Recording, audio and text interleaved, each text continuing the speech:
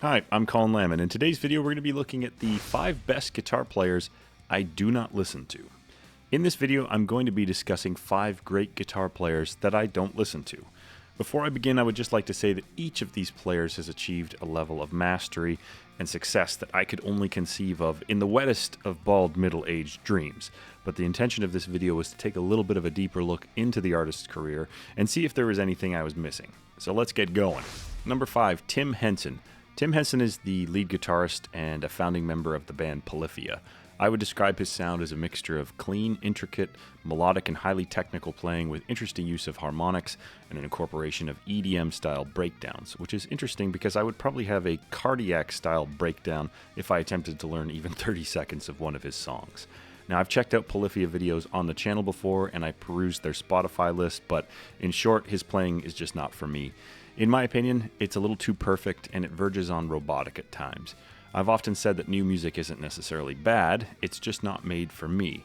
Music that really connects with me is often attached to a feeling or experience that I can relate it to, and who knows, maybe someday when I'm reprogramming my cyberpunk sex doll in a dystopian hellscape, this guy's playing will finally hit a nerve with me, but in the meantime, I'll pass. Number 4, Jeff Beck. Jeff Beck is consistently referenced in dubious lists of greatest guitar players, including this dubious list, and he was recently listed at number 5 in the Rolling Stone magazine 250 greatest guitar players of all time.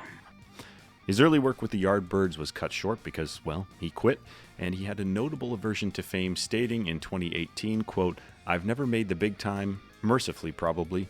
When you look around and see who's made it huge, it's a really rotten place to be when you think about it. Maybe I'm blessed with not having had that," end quote. And look, I really considered reading that in a very bad British accent. His session work includes contributions to artists like Mick Jagger, Rod Stewart, Stevie Wonder, Roger Waters, Kate Bush, Tina Turner, and as recently as 2022, Ozzy Osbourne. When I reviewed his top streamed work on Spotify, I did enjoy the track We Ended as Lovers. To my ear, the playing sounded a lot like Jimmy Page's playing in Since I've Been Loving You. They were both in the Yardbirds, and they were both of the same era, so there definitely could be some cross-pollination in there. Let me know what you think about that down in the comments, though. People will likely argue that Jeff Beck's back catalog and his B-sides are where his gold is really at, and maybe if I was listening to this with a bit better context or had been listening back in the 60s or 70s, I would have a fresher take on his work, but for me, it's just not as exciting as many of his contemporaries of the same era. Number 3, Steve Vai.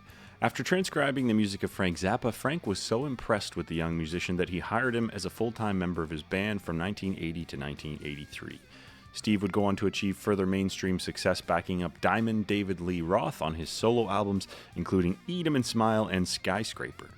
Name a guy who's had 2 better guitar players in his band. I'll go first. Ozzy Osbourne with Randy Rhoads and Zakk Wylde. Recently, he developed a new bending technique which he termed joint shifting, and I'll point a link to that video down in the description because it's actually pretty interesting.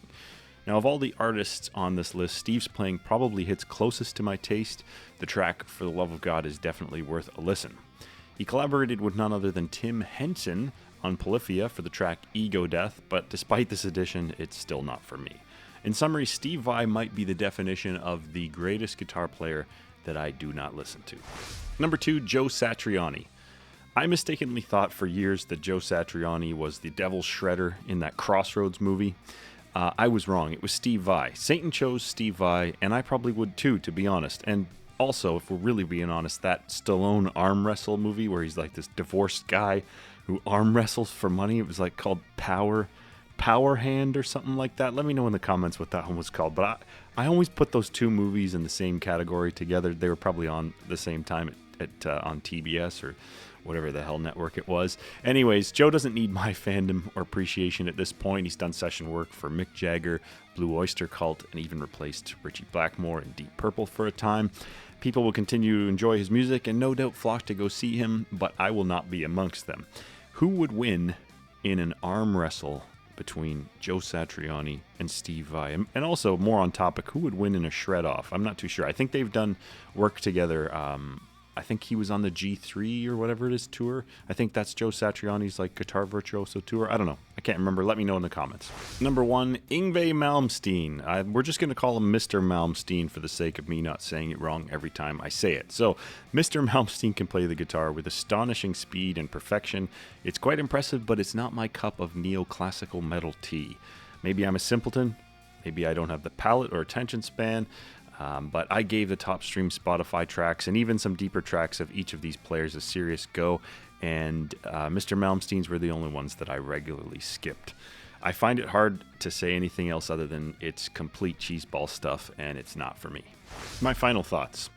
In an alternate universe, maybe Steve Vai has a drummer brother, meets a portly bass player and a charismatic frontman, and sells out arenas in tights. Perhaps Jeff Beck stays in the Yardbirds or joins forces with a young Robert Plant himself instead of Jimmy Page and raids the blues to create timeless rock classics. Maybe Joe Satriani gets chosen by Satan or some casting director to be in Crossroads instead of Steve Vai. What if Tim Henson chose boomer bends over sounding like the ambient noise in a guitar center? What if Mr. Malmsteen chose the accordion instead and invented a new genre called power yodeling, selling more records, dropping more panties, and being somehow less cheesy?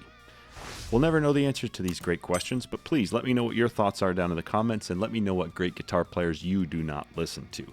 I'm Colin Lamb. Thank you very much for watching this video. Take good care of yourself.